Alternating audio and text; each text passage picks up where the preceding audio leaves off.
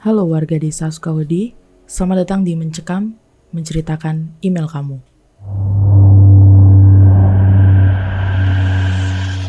Kali ini bersama saya Devian Viana, salah satu tim editor di Do You See What I See, bakal nemenin kamu di segmen Mencekam kali ini.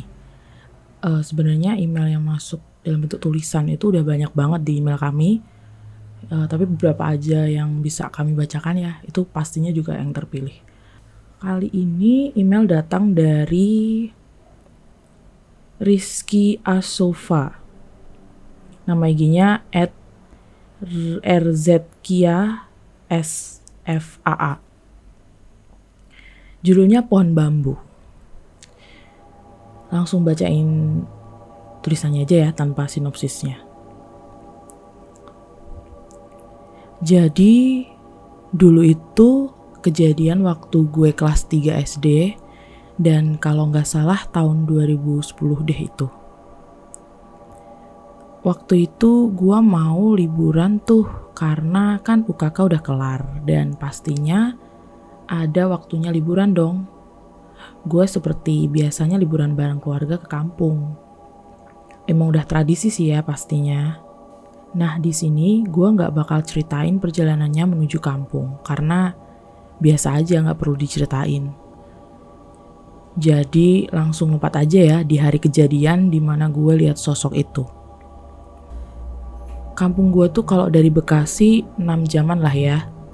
Di sini gue nggak bakal sensor atau nyamarin nama tempat sih, karena emang kalaupun gue sebut juga nggak bakal bertambah apa-apa sama kampung halaman gue. Jadi nggak ada samar-samar klub nama ya. Kampung gue itu di Bumi Ayu, salah satu nama tempat di daerah Jawa Tengah. Nah, desa tempat gue tinggal itu namanya aja udah horor banget. Ya, namanya Desa Kramat. Ya emang ada sejarahnya kenapa dinamain Desa Kramat.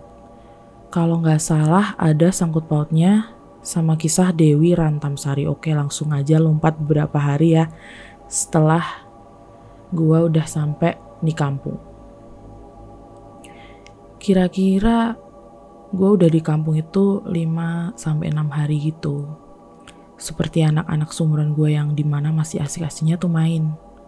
Sampai-sampai kita gak kenal waktu kalau main tuh, entah itu udah sore banget atau malam banget, tetap kita main.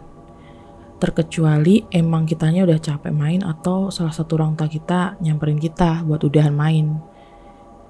Karena udah dari tadi main dan juga mungkin waktunya udah sore banget atau apa, jadi bikin mereka khawatir. Suatu hari seperti biasanya kita ngumpul-ngumpul kalau habis Isya. Dan di situ biasanya kita ngobrolin mau main apaan malam ini. Salah satu dari kita ngusulin main petak umpet. Terus ada juga yang bilang polisi maling aja. Cuma gue lupa waktu itu akhirnya main apaan. Lagian juga dua permainan itu kan gak jauh beda juga sama ngumpet-ngumpet terus lari-larian. Jadi gue cuma ingat waktu itu ngumpet-ngumpet mainnya. Kita main dari Isya sampai jam 10 malaman, lewat lah. Itu karena udah capek, jadi kita berhenti dah tuh jam segitu. Karena daerah rumah gue itu bisa dibilang rame mulu, entah itu jam berapa juga. Kebetulan jam segitu masih rame sama tetangga yang pada ngobrol sambil musikan aja dan kami di situ capek abis main, jadi pada tidur-tiduran sambil ngobrol. Karena dulu kita masih gak main HP karena gak mau. Pas kita lagi istirahat, karena udah capek main dari tadi, gue dihampirin sama Mbak Ijah dan Mbak Rom tuh. Mereka ngajak gue buat ke sungai atau ke kali. Aku temenin ke kali, kata Mbak Ijah.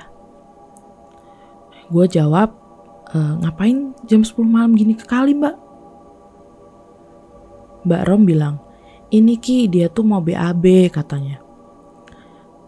Terus gue jawab, ngapain sampai ke kali Mbak? Kan di rumah juga udah ada WC. Mbak Ijah jawab, ada orang yang udah duluan, udah kebelet banget ini.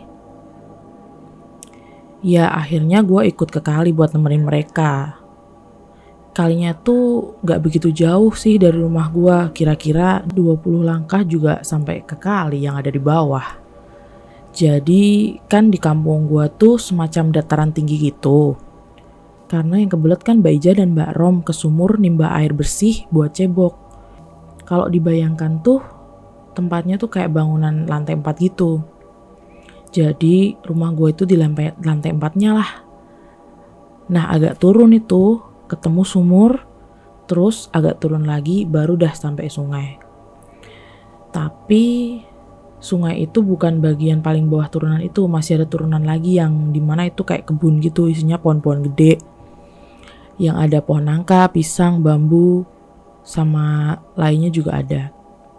Terus di situ juga ada kali lagi, jadi ada 2 kali atau sungai. Yang satu di atas, yang satu sama lagi di bawah. Oke, jadi gua sama Mbak Ijah ke kali yang atas tuh.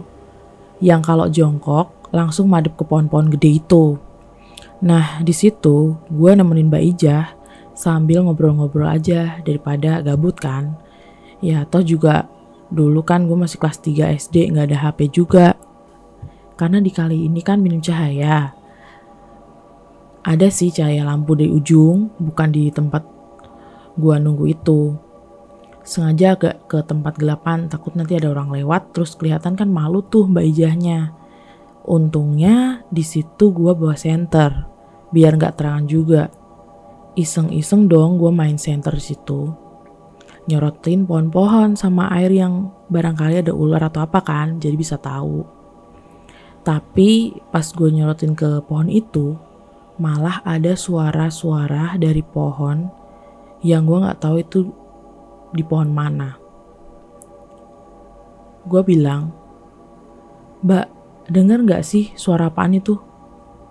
Mbak Ijah jawab, "Palingan juga suara bebek itu, kan pohon bambu di sini mah suka jadi sarang bebek nelor ki." Di situ gue cuma iya aja, belum kepikiran ke hal-hal horor gitu. Jadi ya udahlah, gue abaikan aja suaranya. Tapi pas gue mau nyorotin ke air lagi, suara itu muncul lagi dan gue penasaran dari mana suara itu. Apa bener dari pohon bambu yang dimana ada bebek yang lagi bertelur atau pohon lainnya? Gue coba cari dan agak menjauh dari Mbak Ijah buat nyari sumber suara itu ada di mana. Pas gue nyorot semua pohon di situ, ada pohon bambu yang gerak-gerak dan akhirnya gue tahu suara itu dari mana. Yang ternyata dari pohon bambu itu. Di situ gue masih mikir kalau itu palingan bebek yang lagi nelor. Tapi kayaknya gue salah deh. Pas gue sorotin pakai senter, tiba-tiba pohon bambu itu kebelah jadi 2 kubu. Jadi tuh pohon bambunya kan numbuhnya berdempetan ya. Dari batang satu ke batang yang lainnya gitu. Nah yang gue lihat, waktu itu tiba-tiba pohon bambunya kebelah jadi 2 bagian kali ya, bukan 2 kubu. 2 bagian A dan B gitu kalau dibayangin katanya. Gue kaget tuh dan mulai berpikiran ke hal-hal horor. Ya gimana gak kepikiran ke situ? Masa iya pohonnya jadi kebelah kesingkap gitu ya? Dengan sendirinya tanpa ada orang yang gerakin. Di situ gue gak lari atau teriak, cuma kaget aja. Gak lama gue sorotin muncul dong putih-putih dari bawah. Ya kan tadi sebelumnya gue ketik kalau di kebun itu ada turunan bawah kali kan.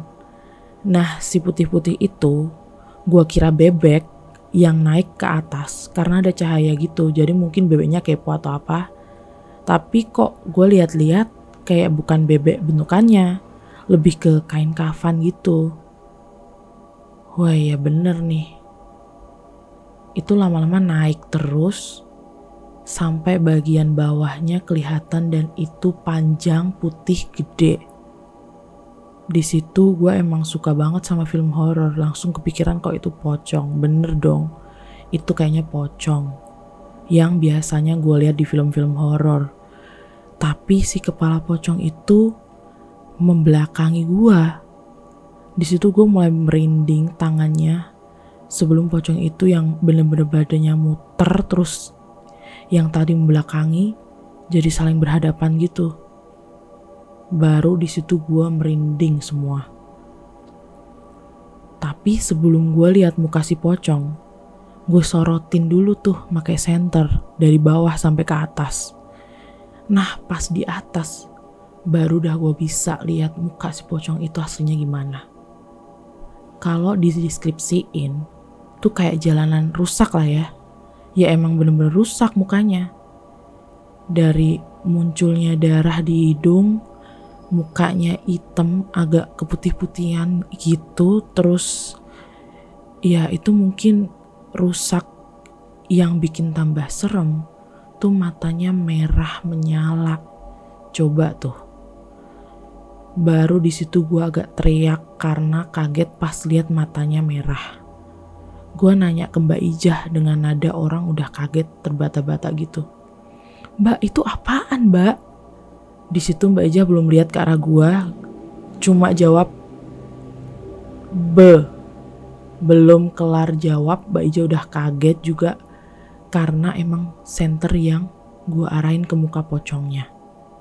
Mungkin Mbak Ijah mau jawab bebek, tapi karena udah lihat pocongnya, dia kaget dan langsung bilang ke gue, ayo Ki lari cepet pulang, ucap Mbak Ijah. Di situ keadaan gue agak slow respon, agak lola kali ya. Dimana Mbak Ijah ngomong gue nggak dengar, mungkin karena saking kagetnya kali ya. Jadi gue nggak dengar apa yang Mbak Ijah bilang waktu itu. Mbak Ijah udah lari, gue cuma bisa bangun dan berdiri doang sambil liatin itu pocong. Di situ mungkin Mbak Ijah sadar gue nggak ada di belakang pas dia lari. Jadi dia balik lagi ke kali buat narik gue dan akhirnya lari bareng. Mbak Rom yang nimba air pun kaget denger kita teriak sambil bilang pocong, pocong, pocong. Mbak Rom yang posisinya lagi narik timbaan langsung lepas timbalnya dan nongol kayak kenapa? Mbak Ijah langsung spontan bilang, ayo cepet lari. Kita pun langsung lari, tapi anehnya seperti yang gue bilang, tadi di rumah gue kan gak begitu jauh ya dari kali, sekitar 20 langkah aja mungkin. Tapi di situ gue ngerasa udah lari cepet banget tapi gak sampai-sampai, berasa masih jauh banget gitu. Gue beraniin diri buat lihat ke belakang, apa pocong itu ngejar atau gimana. Pas gue lihat bener dong pocong itu ngejar. Tapi gak kayak di film-film yang gue lihat kalau pocong itu loncat-loncat. Melainkan pas dia ngejar gue malah terbang dong. Dimana itu bikin gue tambah merinding. Dan gue pernah denger, gak tahu itu bener enggaknya, kalau dikejar pocong itu kita harus lari zigzag, jangan lurus. Entah itu gue denger dari mana, gue lupa. Tapi gue bilang ke Mbak Ijah dan Mbak Rom dengan nada yang ngos-ngosan. Gue bilang, lari zigzag mbak. Dan bener kata, yang bener aja sih katanya berfungsi. Kita pun akhirnya bisa normal larinya. Dan sampai ke rumah dengan wajah yang masih ketakutan. Terus keringat bercucuran di seluruh badan. Karena yang tadinya niat cuma BAB, malah jadi jogging malam-malam. Di situ temen sama saudara gue pada ngumpul depan rumah, pada kaget ngeliat gue sama Mbak Rom dan Mbak Ijah lari-lari sampai keringetan gitu. Tapi si pocong ini tuh udah gak ngejar kita sampai rumah, melainkan dia terbang menuju pohon nangka deket rumah. Saudara gue nanyain, kenapa sih lo lari-lari, bukannya jalan aja kan bisa? Yang lain pun sama melontarkan pertanyaan itu. Karena kami yang baru aja dilihatin sosok itu masih kaget dan capek lari gitu belum bisa jawab. Nafasnya masih cepet, jantung juga berdegup kencang. Lalu kita dikasih minum. Akhirnya setelah minum baru itu agak tenang dikit lah ya. Baru dah kami ceritakan apa yang kami lihat tadi, dikali dengan nada yang masih terbata-bata. Pun kami jelasin semua ya, gue yang bener-bener lihat dengan jelas mukanya, gue jelasin semuanya. Setelah gue jelasin, mereka pun akhirnya paham dan gak lama setelah kejadian itu, akhirnya kami pulang ke rumah masing-masing. Oke, itu pengalaman pertama saya, Kak. Bisa lihat sosok hantu. Maaf kalau ada kata-kata yang sulit dimengerti. Tolong bacain di podcast Dusio Taisi ya. Waduh, ceritanya serem banget sih. Karena saya pribadi pun belum pernah ngerasain yang sebegitu parahnya sih. Jadi kalau dibayangin, aduh, enggak deh. Mungkin sampai situ aja kali ya video kali ini. Semoga bisa menghibur dan nemenin teman-teman semua di weekend kali ini.